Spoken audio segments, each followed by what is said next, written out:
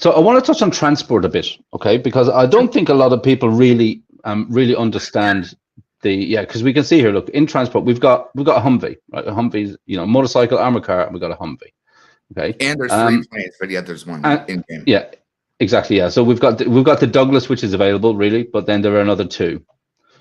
Also, trains, right? Trains are in here, but Sure. trains are. So, how do you think trains are going to work? So, is it going to be like you have to purchase a ticket, so you have to buy? Yes. Your way across. Be a publicly identified person in that area, which means the detective will be able to spot you out, which means that you have to go to a centralized location, which means that you also have a centralized destination along a particular line of travel, if you will. So like in the US, we have the US 1 that goes from California all the way up to Seattle, and you can take a train ride, and it's pretty. You can get like a comfort car. You and a lady can have dinner and just watch the country go by.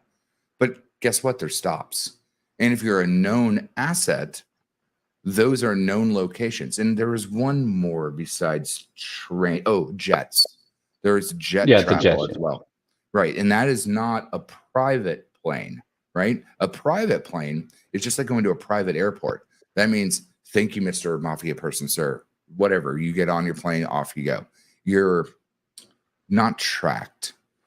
If you're looking at public transport, yes, you can get your character to somewhere else if you don't own transportation to take you there, like a private plane. Now, transport itself with a motorcycle, zip, zip, fast. But it's not showing up in this analysis where an armored car gives you more defense, same attack.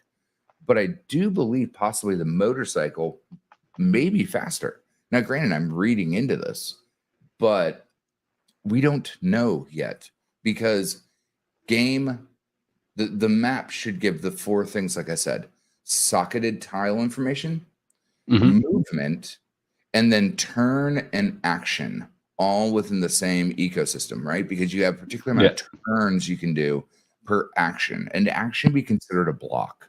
So what can you do per block, and what can you do as a response per block, whether that's having helpers, have buddies come after you, or let's just say you have an entourage.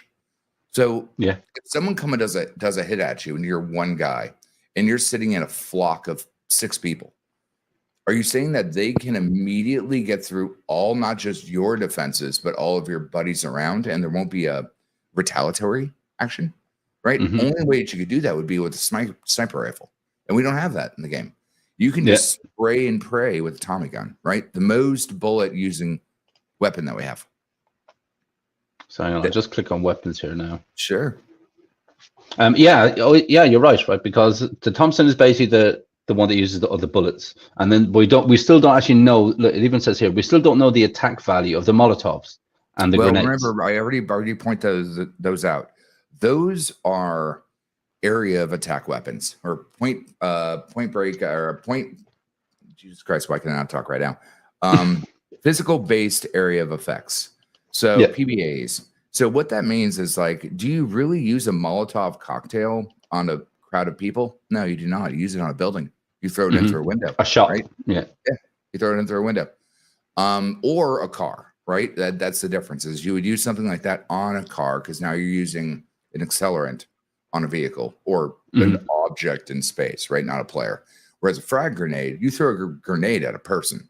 You can throw it at a building too, but I mean, when you throw a Molotov cocktail, you're trying to set the building on fire to create chaos. You're not really throwing Molotov cocktail to not create chaos. Whereas a grenade, you're throwing it at a pinch point to create deviation that people move out of cover, or all the rest of that stuff, right?